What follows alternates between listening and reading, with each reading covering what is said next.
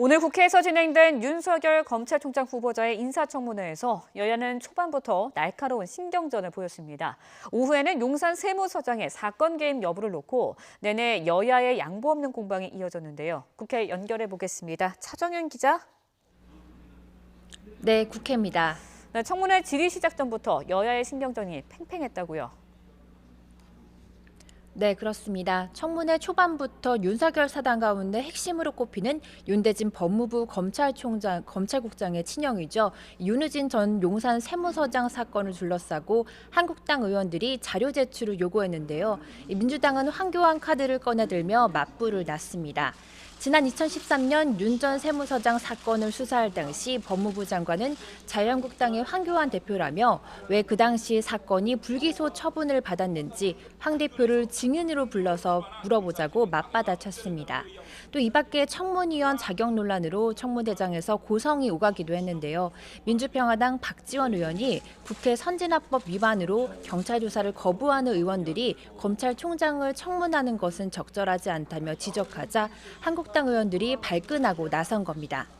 한국당 장제원 의원은 고소고발을 당했다고 국회의원 본분인 청문회나 법안심사 등에서 제척돼야 할 이유는 아니라며 청문회에 찬물을 끼얹는 모욕적 언사에 대해 사과하라고 요구하기도 했습니다.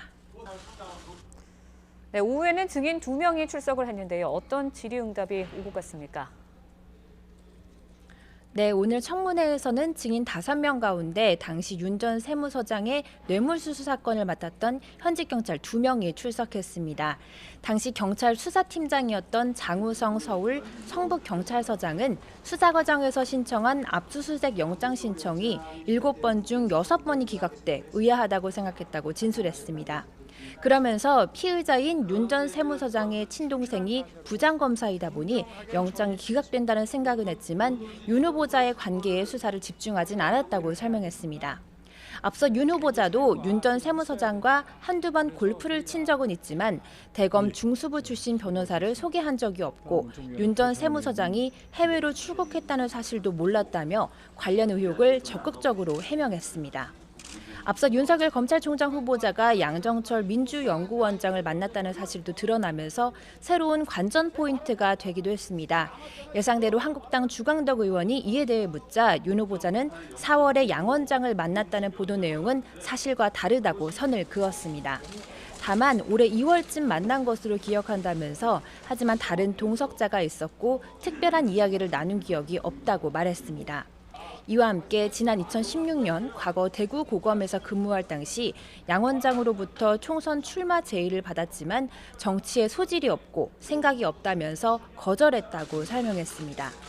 이에 대해 민주당 김종민 의원은 중앙지검장이 여당 인사든 야당 인사든 만나서 밥을 먹을 수 있는데 양정철 원장과의 식사를 지적하는 것은 정치 공세라며 엄호에 나서기도 했습니다. 오늘 오전 10시부터 시작된 인사청문회는 현재까지 8시간 넘게 이어지고 있는데요. 추후 검찰개혁에 칼날을 줄 검찰총장 후보자를 상대로 여야가 따져볼 쟁점이 많은 만큼 오늘 인사청문회는 오늘 늦은 밤까지 계속 진행될 것으로 예상됩니다. 지금까지 국회에서 YTN 차정은입니다.